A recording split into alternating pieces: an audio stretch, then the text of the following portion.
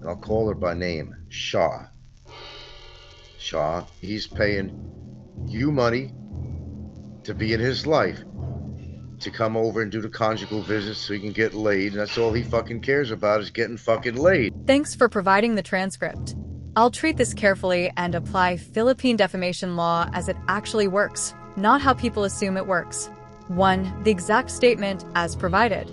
Then of course it is rumored that, well, maybe he's paying you money to be in his life to come over and do the conjugal visits, so he can get laid. And that's all he fucking cares about is getting fucking laid.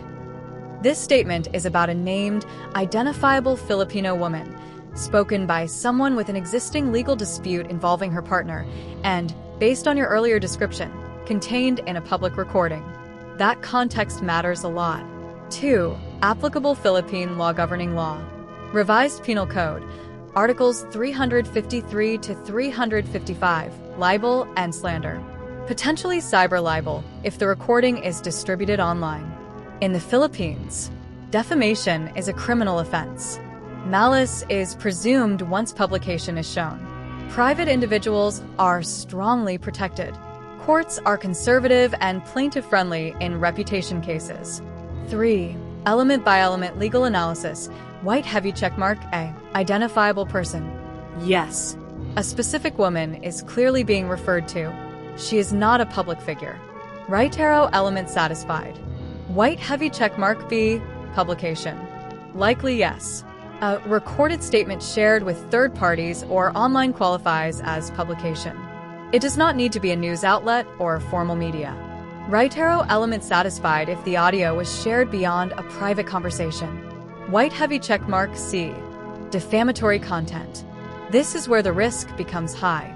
The statement alleges or strongly implies she is accepting money in exchange for a personal/sexual relationship. She is participating in sexual conduct for payment or benefit. She is being used as a means for sexual gratification. Her motives are moral or dishonest. Under Philippine jurisprudence, accusations involving sexual impropriety, moral corruption, being paid for intimacy are classic examples of defamatory imputations, even when phrased indirectly. Right arrow, this clearly tends to dishonor and discredit a private individual. Cross mark D. It's just a rumor is not a defense. This is critical. Philippine courts have repeatedly held. Repeating a rumor does not absolve the speaker of liability. Saying it is rumored that still republishes the defamatory imputation, still injures reputation, still carries presumed malice. Right arrow, this wording actually worsens liability because it spreads unverified claims. Cross marquee, opinion defense does not apply.